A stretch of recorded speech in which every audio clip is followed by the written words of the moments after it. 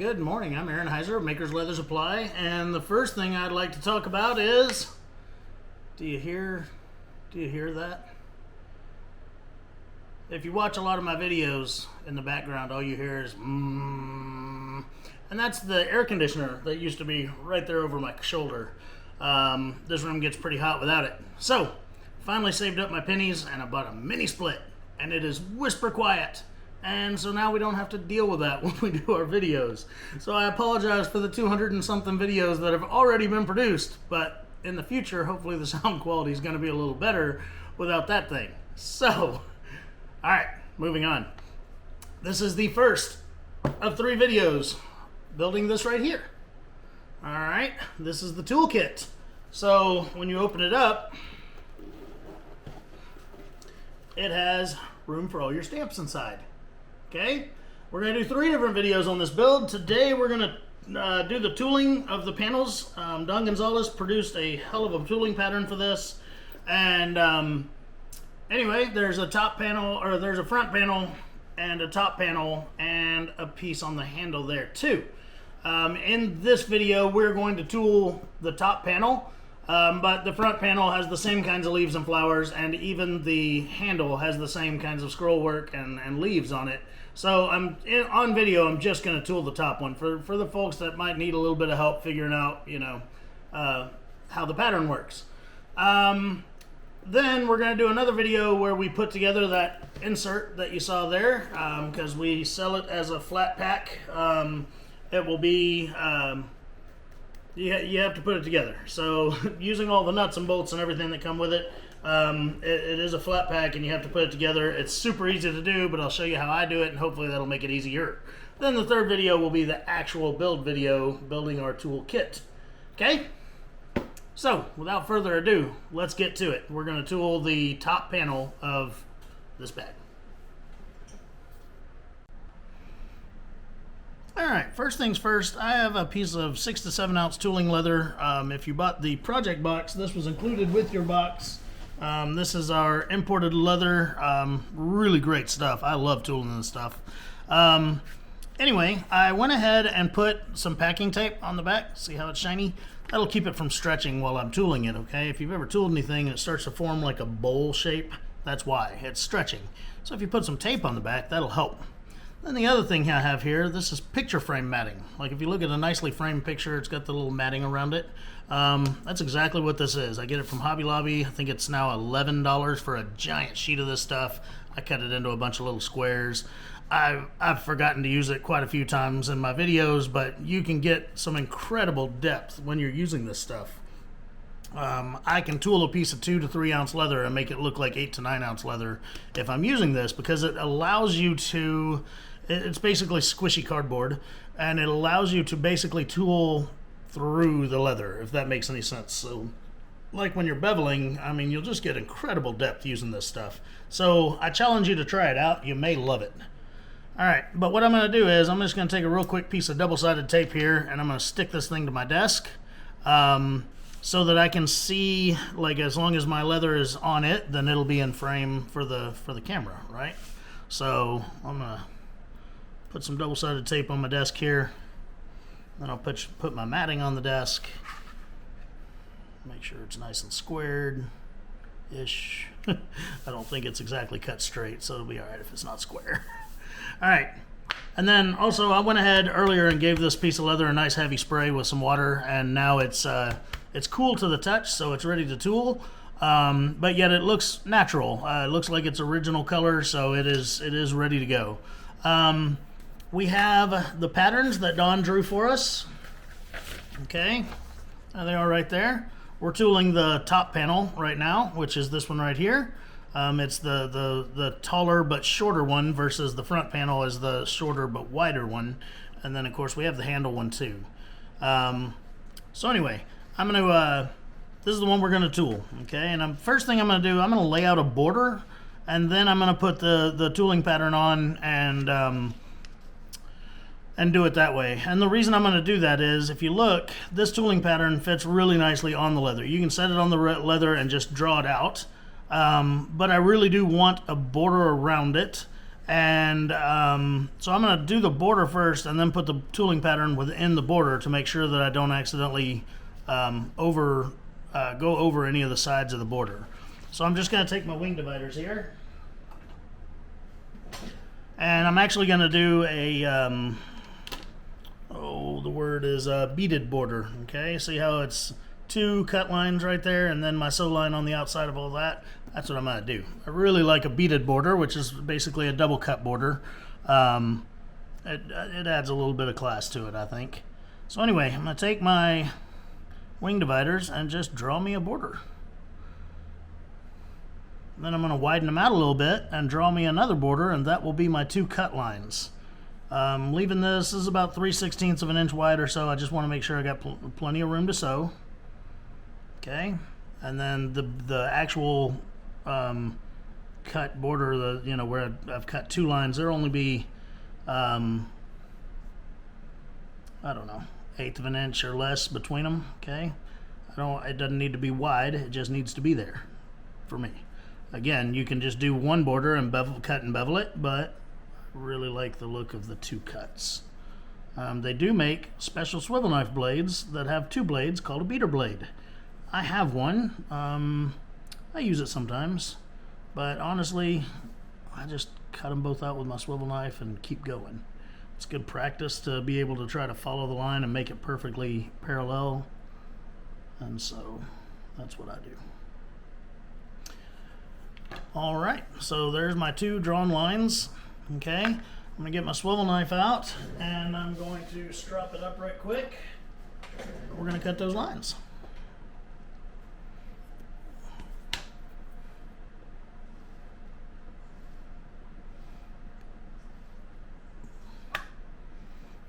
Now, when I cut lines like this, I use my finger as my pinky as kind of the edge, and I just run that swivel knife right along and keep my pinky on the edge of my leather, and that kind of provides an edge guide to keep it good and straight. If this line were, down the middle of this project, I may even run my swivel knife along a ruler or something to keep it just laser straight, as opposed to trusting my crossed eyes and shaky hands to make it straight.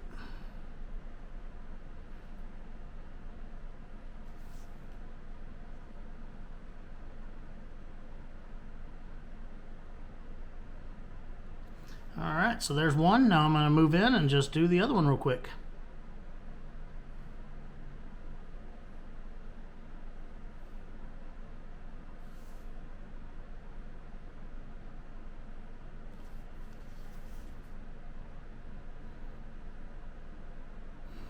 Now, I go ahead and cut these when I'm doing a border outside what's drawn on my pattern, just so that when I'm tracing on my pattern, I can feel it underneath there. When I'm tracing them with my stylus, if my stylus runs into a cut line, I will notice, and I'll know to stop drawing my pattern there and not draw it over the edge of my border.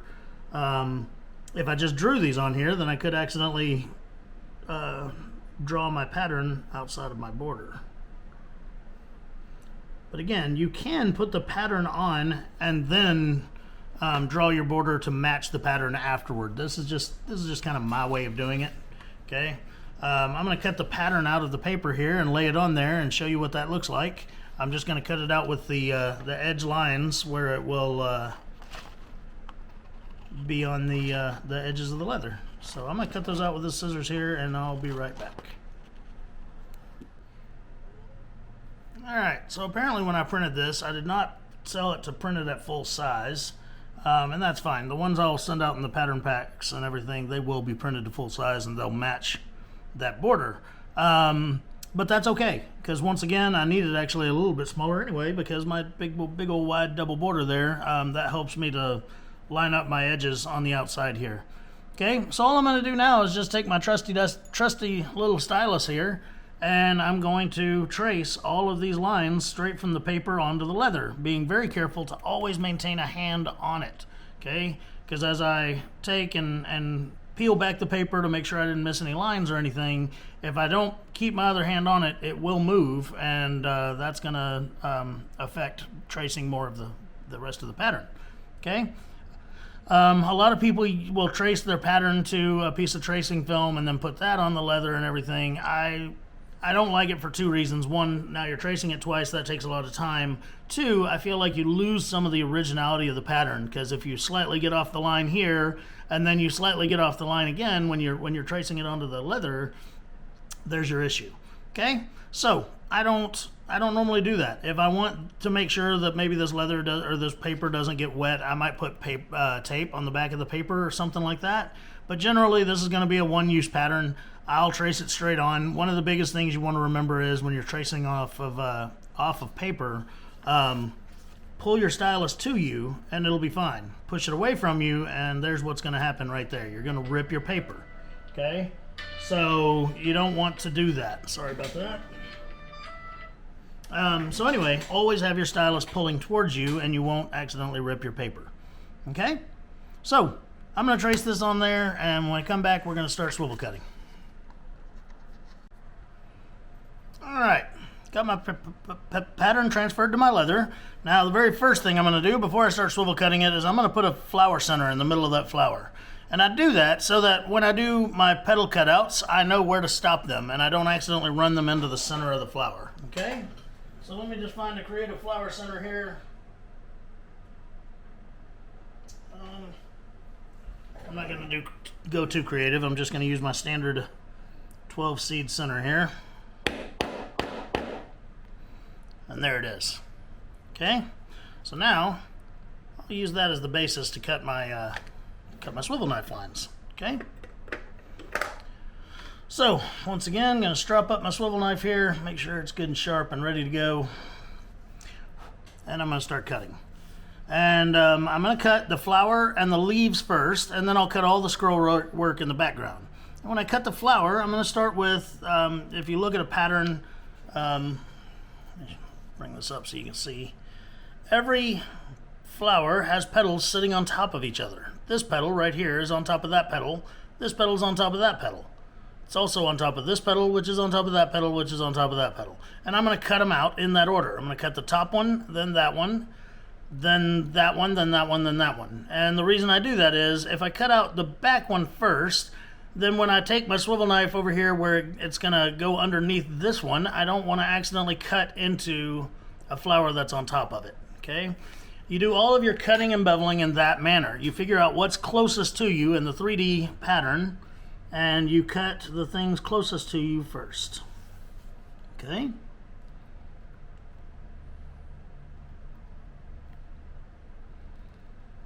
I'm going to go into a lot of details when in this tooling video, just because I know some folks need it. If you don't need help with your tooling and stuff like that, that's more than fine. On this project, you probably don't need this video at all, but I want to make sure that everybody's comfortable with the pattern we've got here. It looks like a difficult pattern, but it's not. It just has a lot of lines to it, and they need to be cut. So there's the one that's on top of all of them, and now I'll start working the ones behind it.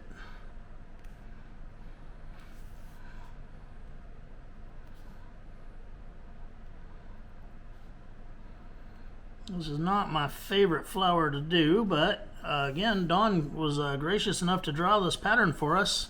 If you don't know who Don Gonzales is, check out his YouTube channel. You can just look up Don Gonzales or DG Leathercraft or DG Saddlery, and man, what a wealth of information.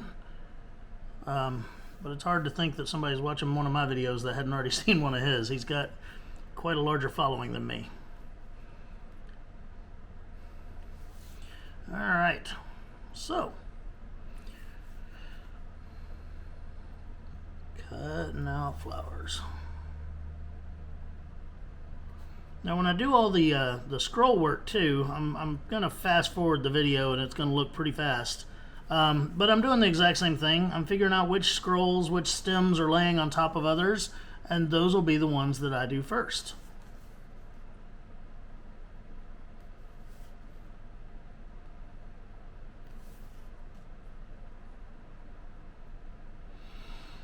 Alright, I did all the ones that are on top of others. Now I'm going to do the one that's underneath all of them. When I cut, I'm just cutting, I don't know, a third to a half of the depth of the leather. Okay, it needs to be more than a scratch, but it definitely doesn't need to cut all the way through the leather. And again, this is 6 to 7 ounce. This is some pretty good tool and leather here as far as thickness goes. When you're new, it's much more difficult to tool thinner leathers. So we're sending out a heavy enough leather to make it easy on everybody. Okay. All right, so there's that. Now I'm going to cut out my leaves. Okay, I'm going to start with the stem. I'm just going to follow the stem all the way to the end of the line.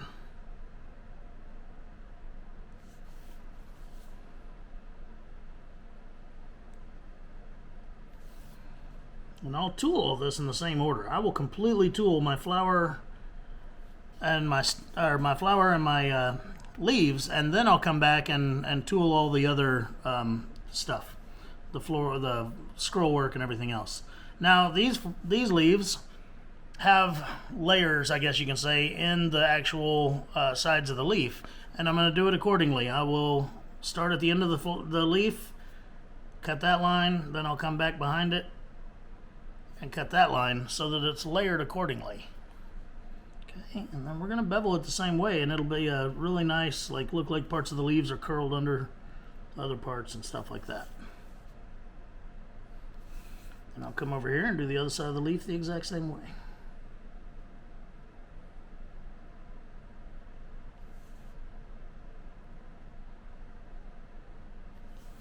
I'm going to pause the video while I go ahead and cut out my other leaf. When I get to where, you know, the base of the leaf is going to run into the stem there, I'll just come back and I'll finalize that cut from the other side, and that way I don't accidentally overcut my stem there. Okay? Now, I'm going to pause the video, cut out this other leaf here, and then we're going to start on scroll work. Okay, my leaves are cut. Now it's time to start on the scrolls. Now, the scrolls, the lines don't really intersect for the most part, but what I try to do is I'll find an area where there's a lot of scroll work, and I'll start with one of the longest pieces and then work away from there. Okay, so on this one, let's start here. The stem right here.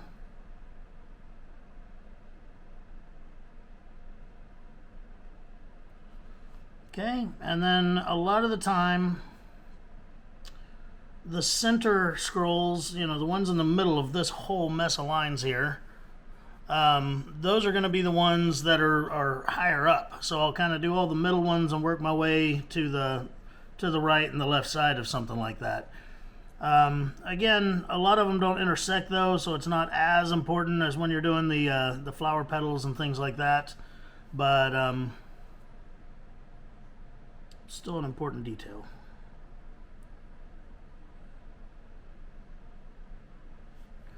Okay, and I'm just going to continue on cutting out all these lines.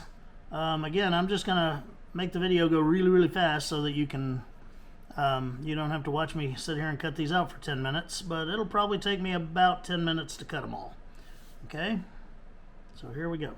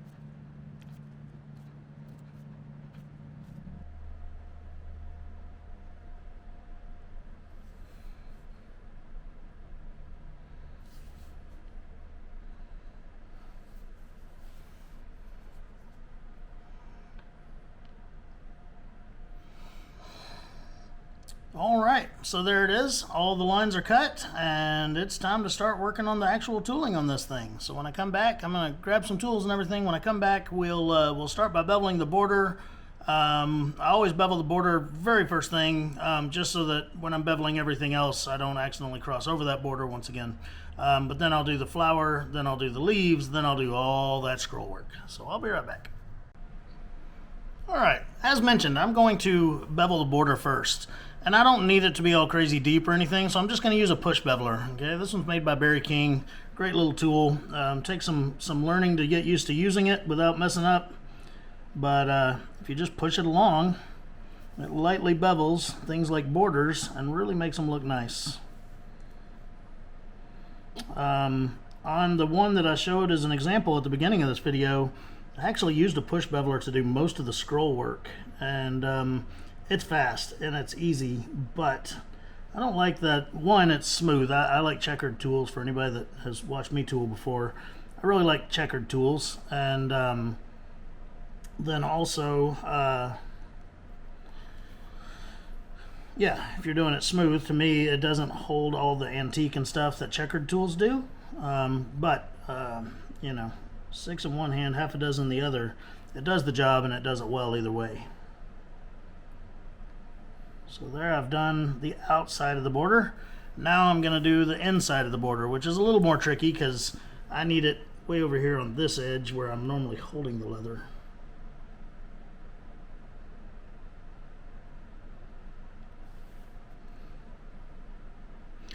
And as you're working, continue to make sure that you're checking your moisture content. It should feel cool to the touch, but not look wet.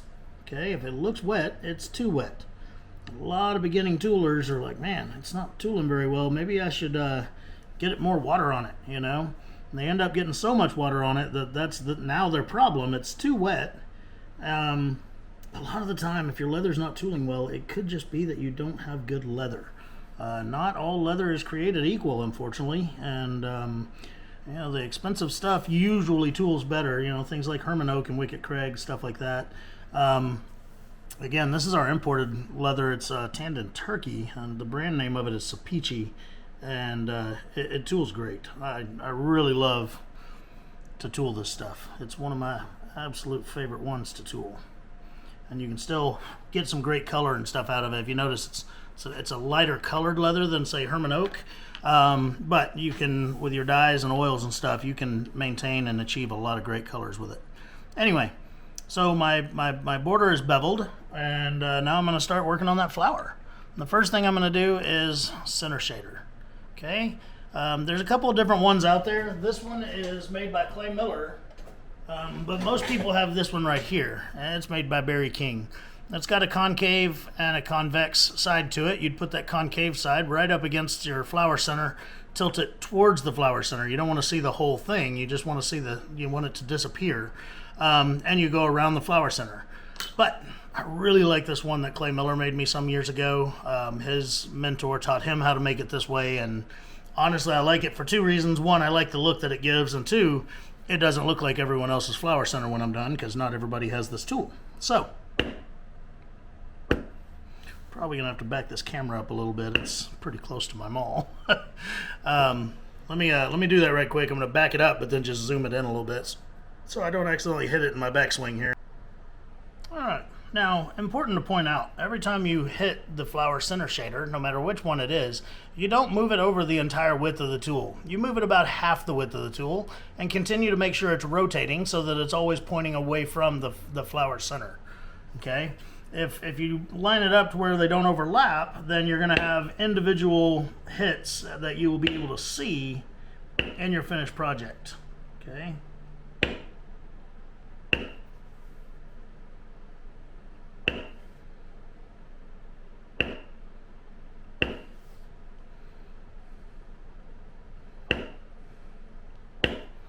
There we go. So my center is shaded. Already bringing out some cool depth in this thing, right? From there, we're going to move on to doing the scallops in the petals. Okay, and for that, I'm going to use a lined thumbprint. Let me find the one I like for this. There it is. Okay, now this is a new brand of tool that I've been playing with. I'm not gonna lie, I got it from China, and it is a great tool. It's Zhang. I'm even considering carrying this line of tools. They're stainless steel. They're well made. They have very crisp impressions. These are nice tools. Anyway, I'm going to take it and I'm going to put it in each of these scallops. Okay, it's got a pointed end and a round end. I'm going to put the round end in each of these scallops, and I want to make sure that the pointed end is always pointing exactly at the middle of the flower. That's how you maintain your flow as you go around. Okay, and I'm going to lean it back. I don't want to see the entire impression of the tool. I just want it to fade out. Okay. If you hit it and then you can see the pointed end, you're not leaning it back far enough.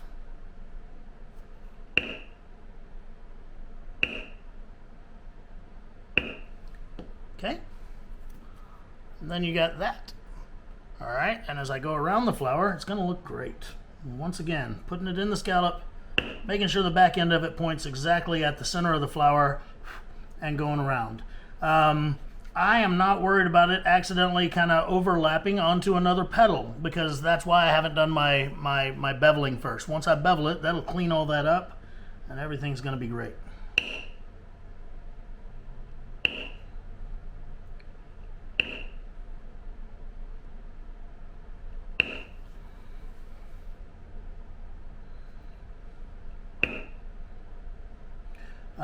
The reason I like this tool, I have the same tool by Barry King, and it's a great tool, don't get me wrong, okay? But everybody's got their preferences on what tools they like, and I have a lot of tools, so I have a lot of choices. And one of the things I like about it is it's kind of, it doesn't, well, let me just show you Barry's, just a second.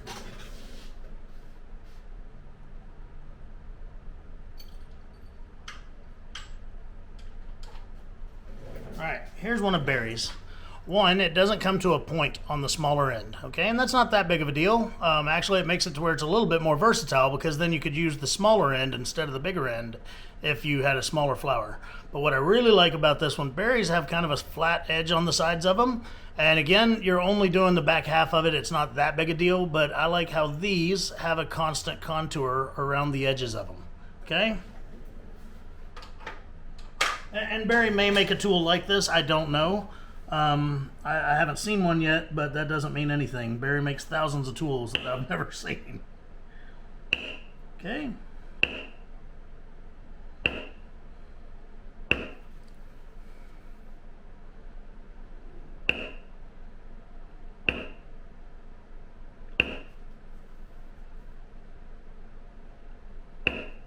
There we go. So now all of the petals have a hit in them, and now I'm going to go back and I'm going to bevel in between all the petals. Okay, I'm going to start with kind of a larger beveler. It's just a checkered beveler, and I'm going to do all the long areas that go down in between each petal, like that. And then I'll go back with a smaller beveler and do around the outsides of all those scallops, where this larger beveler would just mess everything up. I'm a big advocate for using the biggest beveler you can get away with. You usually will have less tool marks when you do that. And by tool marks, I'm talking about where you can see each individual hit of the tool. You want it to be smooth and just look like the whole thing was done. So there I've beveled around in between each of the petals, but now I'm going to bevel around the outsides of each of them. And I'm going to use a fairly small beveler for that. I think this is a 00 from Barry King. Anyway, I'm going to, well, the first thing I need to do is just the outside of this leaf that overlaps this flower right quick, just to get that done. Okay, but then I'll just go along and I'll do around each of the little scallops of the petals so that they all look right. A tiny little beveler is a must in your toolkit. Unfortunately, as far as like craft tool brand and the common brands that are out there, for the budget lines of tools, I haven't found very many small bevelers that I really like. It's just an unfortunate part of it all. I know not everybody's got a budget for Berry King tools and stuff, but to go around these tight scallops and stuff, it is nice to have a very small beveler.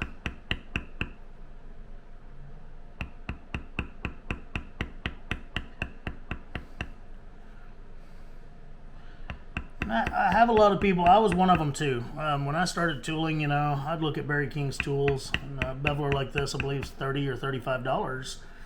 And I'd think, man, what's that thing going to do that my $7 one won't do? And for the most part, you know, if you get good with your tool, you can make it do some magical things. But I challenge you, if you have an interest in it and you really want to upgrade your toolkit and stuff, buy just 2 or 3 bevelers of Berry King's. And use them, and you will see quickly that the impression is cleaner, it's more crisp. The tool just seems a little bit easier to use. I mean, they are some great tools. And then you're in trouble because now you're hooked. Janie Sue knows that if our house is ever on fire, if my toolbox is in it, I'm saving it long before I save family photos or anything like that. Like, the kids are out, the dogs are out, now go get my tools. So I got a lot of money in tools.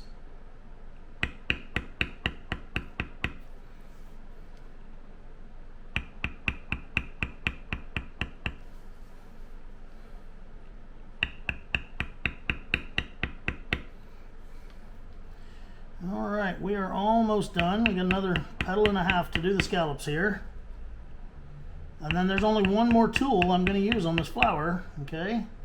And that'll be it. The flower will be done, minus its decorative cuts, but I don't do decorative cuts until everything's done. I'll do decorative cuts on the entire tooling at once, okay? So, the next thing, I might as well just put that back in my box here. The next thing I'm going to use is this right here. It's just a little scalloped veiner, and I'm going to take it, and I'm going to put it, following the curvature of the petals, I'm going to put it right up against the flower center and lean it towards the flower center, and I'm going to do it right at the edge of each petal, and I'll show you what that looks like. And what that does is it creates kind of a stop at the base of each petal, and it's a really nice little detail to have, okay? And it's one of those details that not everybody does it, and that's okay, and it's not necessary, I guess you can say. But it really does clean up the ends of those petals and make it really pretty. And it gives some extra dimension and depth to the overall look of your flower. So there it is. That flower is done, minus its decorative cuts. Okay? So, gonna switch gears and we're gonna do a leaf right quick. All right? So, the first thing I do on a leaf is I bevel down along the outside of the stem. Okay? Doesn't have to be a hard bevel, because you got to consider how much depth there would be if this were a real leaf. How much depth is there between that little stem and the actual face of the flower, okay? The leafy part.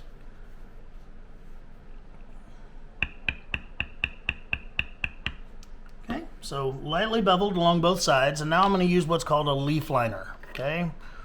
They're shaped like this, little trapezoids. All right, and they're trapezoid shaped so you can use both sides, okay? These two sides are your working sides of this tool. And what you do with it is, I'm going to use the smaller one. This is kind of a smaller leaf. It's got finer lines on it.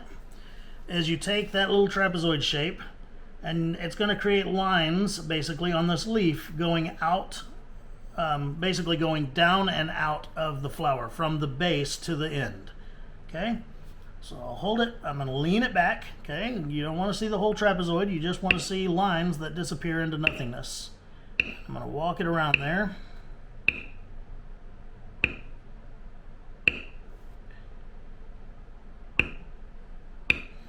And then at the end, I'm going to make sure and do it very lightly because I don't want to see an abrupt stop to these lines. But if you look closely at that, this side has been done and this side has not. And look at the difference. Huge difference. Okay, so now I'm going to do the other side of the flower, or the other side of the stem right quick. I find that on a lot of these flowers and stems and leaves, the outside edge, the outside curvature is easier to do than the inside curvature, but that's just kind of how life goes, I guess. All right, so I'm done with my leaf liner on that leaf. I'll leave it out because I'm going to do the exact same thing on the other leaf, but I'll tool one leaf and then I'll pause the camera to do the other leaf. Now, I'm going to go ahead and use a pear shader. Okay, you can use a thumbprint if you want, but I'm going to use a pear shader. This, to me, is kind of a difficult leaf. Some of them have scallops and stuff, and you can kind of follow them along just like you did the flower here, just using your thumbprint and going along. But this leaf is different. It doesn't really have major features like that. So I'm just going to kind of shade along the outside curvatures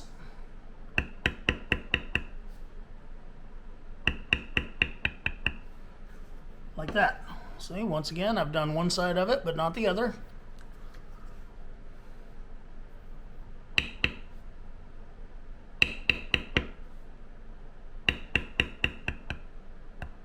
Okay, and also I want to smooth out any edges where you can just see where I've just hit the heck out of that tool and left a perfect imprint of a pear. You don't want that. Okay, now I'm going to go back and I'm going to bevel it in the same kind of order that I did my cutting. Let me find my little beveler I was using. I don't think I put it back in the right spot. There it is. Okay, so in the same order of my cuts, I'm going to bevel it.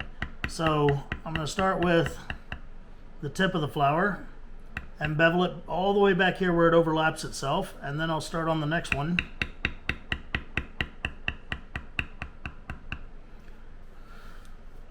And then the last one goes all the way to the base.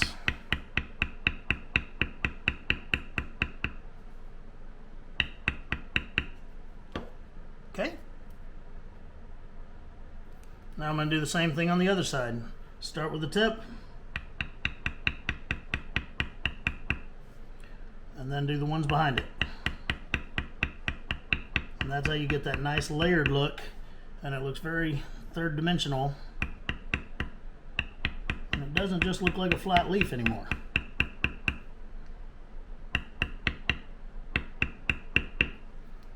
There we go. Check it out. Now, we're going to go back with that same little scallop veiner that we use. You can use, there's so many different veiners.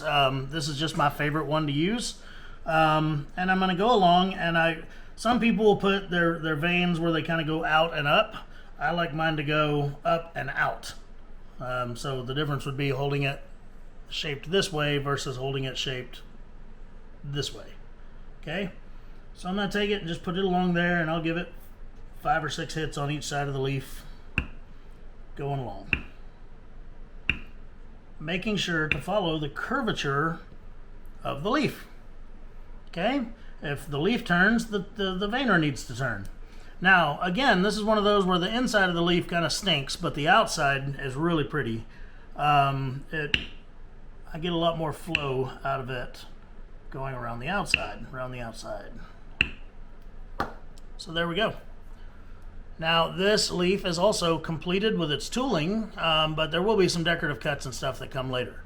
So I'm going to tool up my other leaf the same way, and then we're going to start working on all that silly scroll work. Okay? Alright, flowers are done. Leaves are done. Now it's time to just start working on scrolls. And I do them in the exact same order as I try to cut them. And I'll pick a main scroll here, and I'll just start beveling down. And it's going to take a while. There's a lot of lines in this pattern. Okay, again, using a modeling spoon or a push beveler is not a bad idea in this pattern. But I'm going to do it with my beveler because I want the checkering. So, yeah. As opposed to making you watch me bevel all of this, I'm going to just kind of skip ahead. And when I come back, we'll be doing some more work, but I do want to bring up something important. Okay, I started out beveling on this end of this line, and I started kind of hard because the background's further away back there. But once I get over another area of the scroll, I don't want to bevel so hard, and I want it to kind of fade out at the end of the bevel. I don't want to just see the end, my last bevel hit and that's it. I want the depth of it to just fade out. Okay, very important when you're doing scroll work to keep it nice and smooth looking. These are delicate flowers, right? This is not a, I don't know, it's not a welding job, which I know is also an art form. So anyway, you really want to pay attention to the depth of your hits and things like that, and keep it smooth. Okay, so I'm gonna start beveling, and probably I'm pretty slow tooler, so probably in about 45 minutes we'll come back. All right, there we are. Everything is beveled. Isn't that nice? Took me about 25 minutes, so not near as long as I thought it would.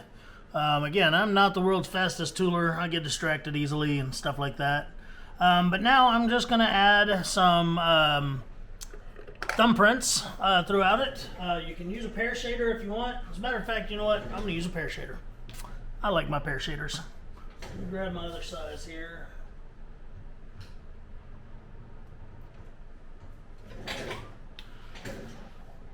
All right.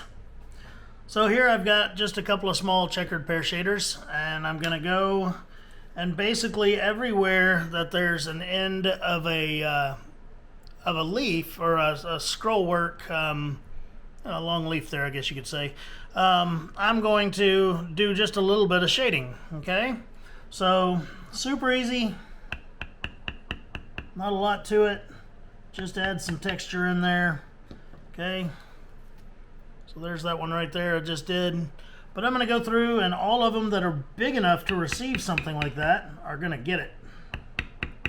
Yeah, I'm going to get it. So, and that's it. That's the pear shading part of all these little scrolls. Okay, and then I'm going to do my background work. Yeah. So it doesn't take very long at all, and even if you're using a thumbprint, it takes even longer because it's almost a one hit and move type thing. But yeah, I'm not hitting it hard. I'm just giving it a little bit of texture in each of those areas. Okay, they're big areas, and they need a little something to fill them. The ones that are too small for this, I've got a smaller pear shader that I can work with, and then sometimes if they're really small, maybe they just don't need it, you know, and that's okay.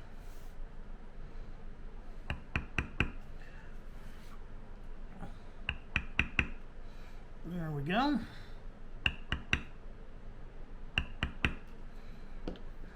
So there we go. I went ahead and did it to all of them. It didn't take very long at all. Dawn does a lot of these turn back areas. Okay, you got a big leaf that basically rolls back over itself. So I like to take and pear shade up underneath here, because that would be a very shaded area if this was truly turned over like that. Okay, so I'm going to take that same pear shader, and I'm just going to shade in that area a little bit. And that'll give it some depth, especially once I use a lifter under there here in a little bit and pull that up. Okay, but there's 2 or 3 of those on here, so I'm just going to go ahead and do it to all of them.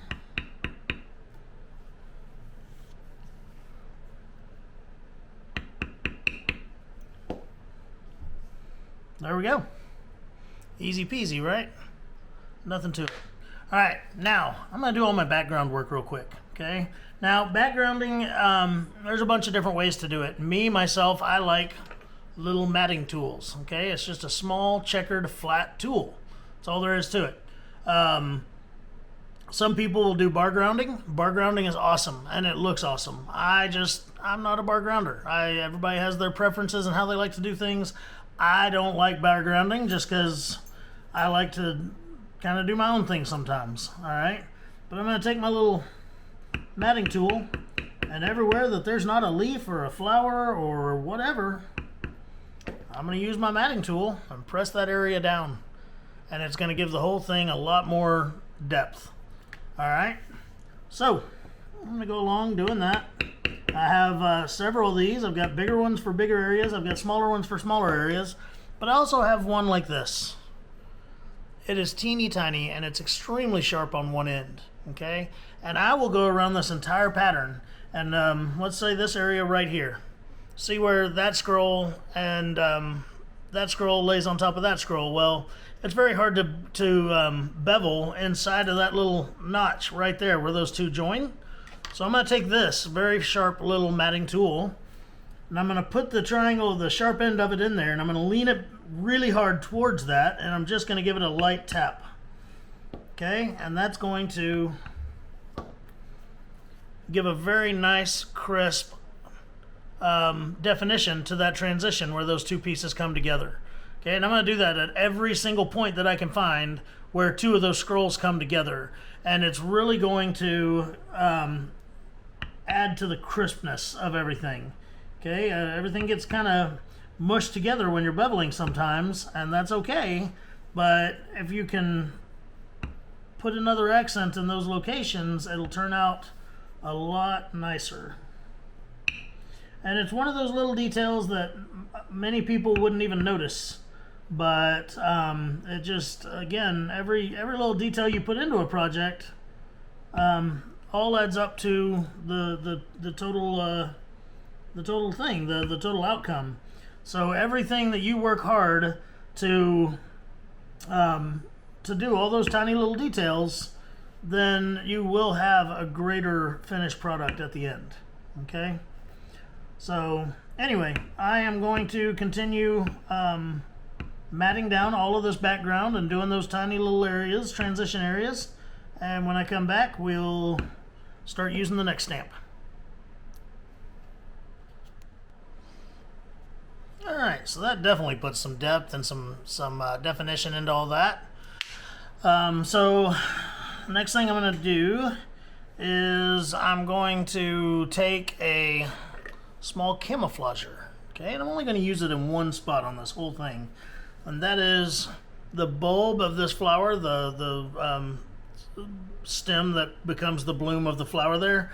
I'm going to just tilt it up on its side and walk it down the edge of that just to kind of make it stick out from all the other scrolls. You don't have to do this, but again, it's a totally different scroll as far as what its intention is, so why not do a little something with it. Okay? Now, I'm going to take a low angle beveler, and I'm going to bevel around all of the outside where it goes into the blank area here, and we're going to basket weave that. Okay? But I'm going to do that because it'll also kind of set this apart from its background a little bit and make it look like it's standing up higher. Okay, so if you look where I just did that, it has more shading, and it makes it look like it's sitting on top of the leather a little bit more than tooled out of the leather. Okay.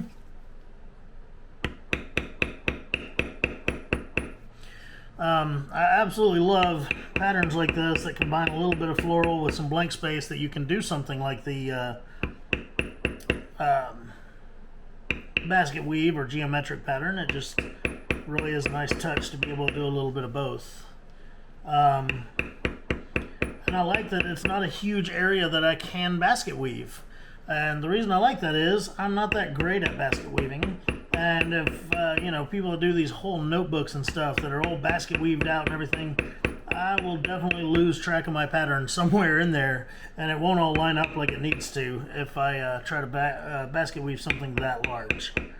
And it's one of those things, I haven't done a ton of basket weaving in the years I've been doing leatherwork, and so therefore it's just not something that I'm super well versed at. I could easily practice it more and be way better at it, but I just don't rely on a lot of basket weaving. So alrighty, so I'm going to take a straight edge and a stylus here, and I'm going to scribe a line, and I want it to roughly match the angle. Like if I drew a straight line from all these scroll tips here, I want it to kind of match that angle. Okay, and then it'll look right to me, at least.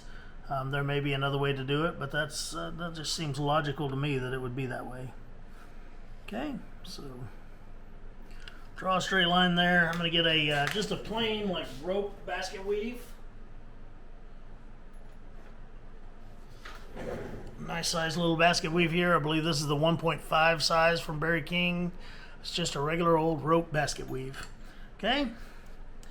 Gonna throw it down here, and the great thing about this one is, unlike the one that I have that has like a Texas in the middle of it, there is no upside down and right side up to it. So what I did is I just lined it up on that line and put it with one of the legs of it and put it down, and now I've flipped it over, and I'll do one on the other side of the line, and then I'll flip it over again and do another one on the original side of the line, and I'll go up and down the line doing that. And then when I get to the next row of them, I just fill in the spots between.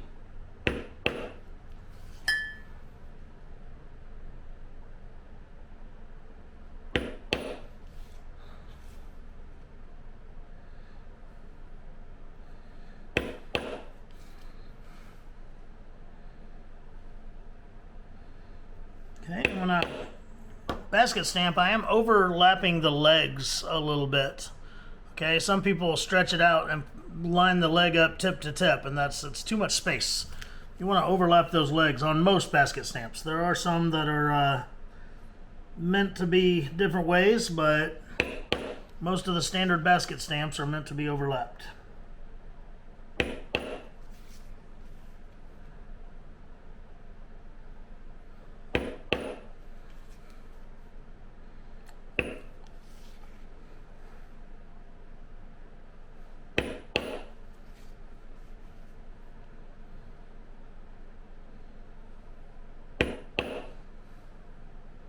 Okay, so the first line is done.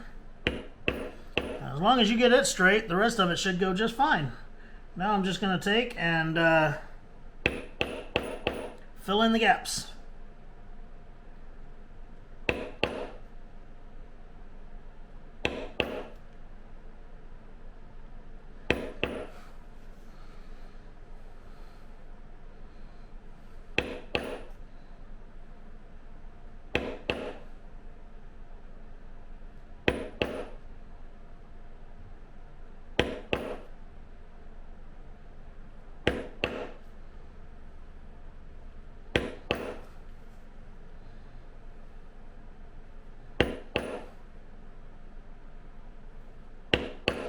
Just like that, and keep going at it over and over.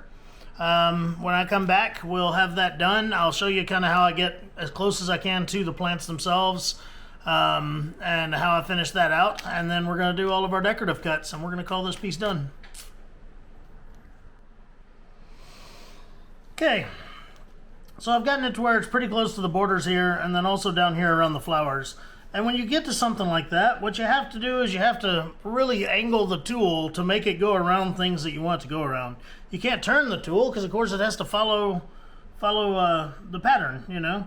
But if you put it on, like right here, I've got this area right here that if I put a full basket weave right here, it will cover up that leaf. So if I take the stamp and I put it where it belongs, but then I tilt it way over like that, then I'll get a partial... Sorry, I'm not even on camera. Let me switch that around where it's a little bit... switch hands here. All right, so right here, if I put the tool right there, then when I make the impression, it's going to cover up part of that leaf. So instead, I'll put the tool where it belongs, and then I'll lean it really hard, and I won't hit it very hard, and you'll only get a partial impression. So right here's where we're talking about. Okay, let me do that right quick.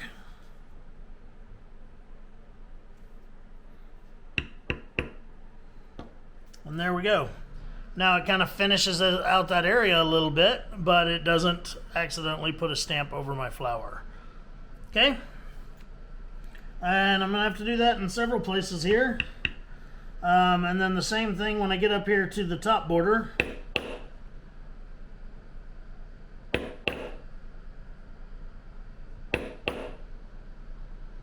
Like here, I'll have to lean it way back and kind of over a little bit. And down here, way back again. I have gnats in here, and I don't know why. It's upsetting. All right, so up here, I've got a relatively straight line, but I need to just go ahead and kick it back and do a partial imprint to get closer to the border, okay? And I'm gonna put a border tool up there, but I want my, my basket weave to go all the way to that border tool.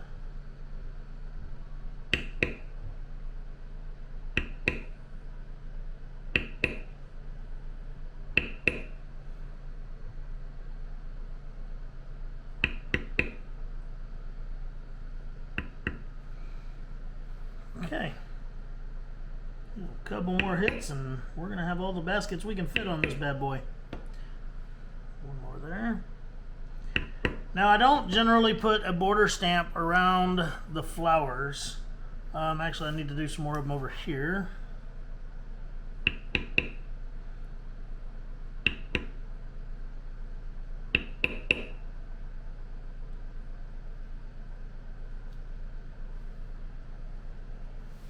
Get where I can see this one here.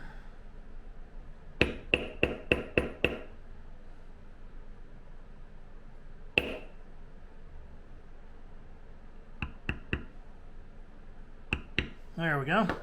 All right, so I don't generally put a border stamp around the flower themselves, but I do try to stamp everywhere that I can to get close to it so that it looks right. Yeah. So all that being said, I'm just going to use a simple border camouflage stamp as my border. I'm going to use the exact same one I just used on my, if I can find the dadgum thing. There it is. And I'm just going to border along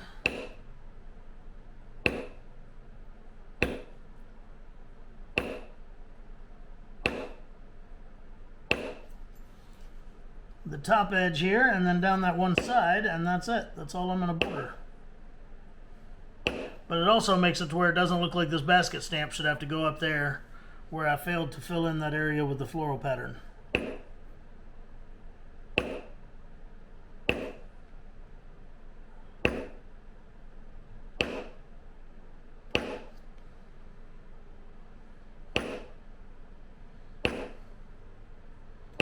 I hit my border stamp pretty hard because I really like how it gives some depth to the entire pattern. Makes it look like it really steps down from the frame.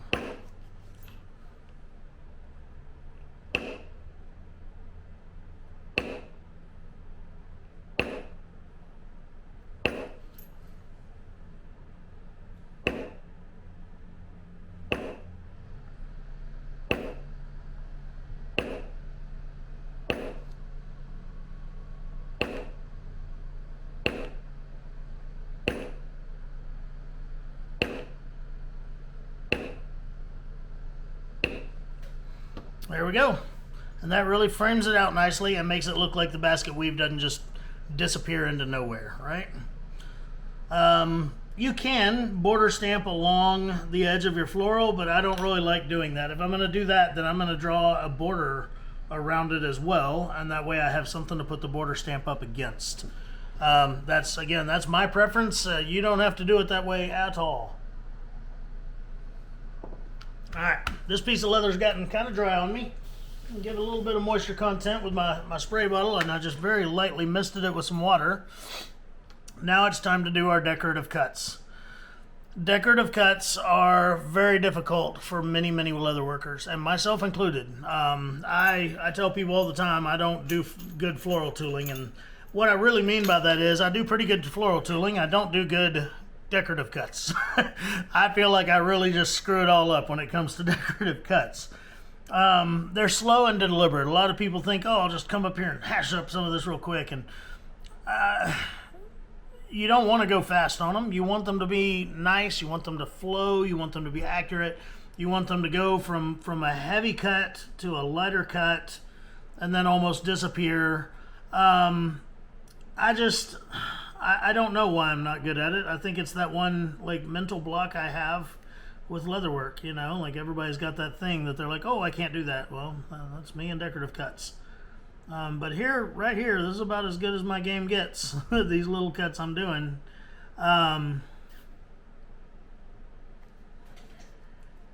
Anyway, I do them on all the petals of the flowers, and then I'm also going to do them on the areas where I pear shaded the scrolls.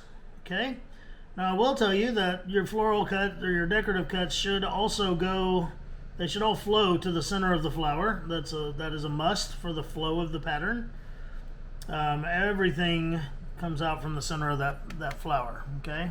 But when it comes to the scrolls and stuff, I either will just do one heavy cut, like that, or I'll do two. There's that one, and then kind of one more that follows the outside curvature of the scroll. And usually I'll just do one, especially, I mean, these are kind of thinner. So yeah, I'm gonna do all those little scroll cuts on these leaves. Okay, I'm just gonna accentuate the outside edge of these leaves with my cuts. Okay, so like these three I did, they just kind of follow the flow of the outside of the leaf. Then I'll go on the other side and do the exact same thing because I have zero imagination when it comes to floral or decorative cuts. Now, there's only one other thing. Okay, obviously I'm going to do that to the whole thing. Okay, but that's just what I've done there. But there's two other things. Sorry. One of them's going to be the mule foot. Okay. Everywhere that you've got lots of stem, like right there, lots of these stems all come together and there's just nothing there. You can decorate that up with decorative cuts and things like that, but one of the best things you can do with it is a mule foot. Okay, this one's called a continuous mule foot. So it's got basically a bunch of different mule feet put together of different sizes, and it's kind of a cheating way of doing things, but that's okay. But I'll take it and put it somewhere like that where a bunch of those stems are coming together, and it just adds a really nice transition between all those. Okay, and I usually will lean the tool. Okay, right here, at first I pulled out, I've got a right and a left that they are the same tool, but they curve. And a lot of the time I'll use those on a pretty tightly curving scroll like this. But to use this one that doesn't curve, I just put it up there and I lean it to the inside of the curve a little bit, and that will give it the illusion that it's curving, because one side will be so much heavier than the other. Okay, and you can just kind of throw it out there where, you know, anywhere that there's a bunch of them that come together, and it's gonna look right. It's one of those tools. Yes, you could overuse it, but as long as you're kind of following the flow of the pattern and figuring out where a bunch of those come together, it's going to look okay. And then, you know, sometimes you can hit it lighter and get less of an impression. Sometimes you can hit it harder and get more of an impression. But there you go.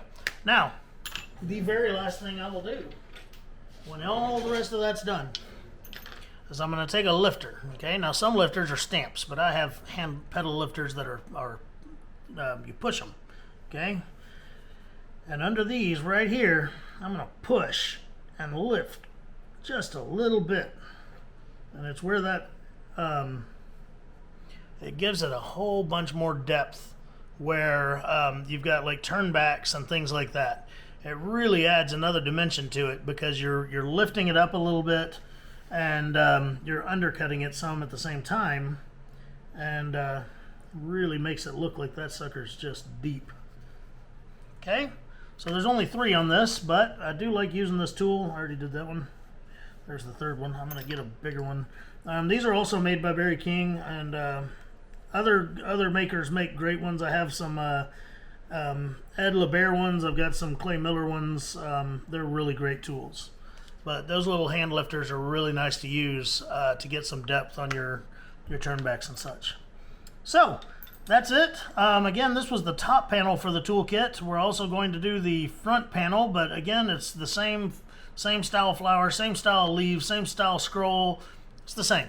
Okay, so there it is. I hope you were able to learn something from this. I hope it helps you with your toolkit or in your tooling in general. And until next time, I'm Aaron Heiser of Maker's Leather Supply, and I hope you have a great day.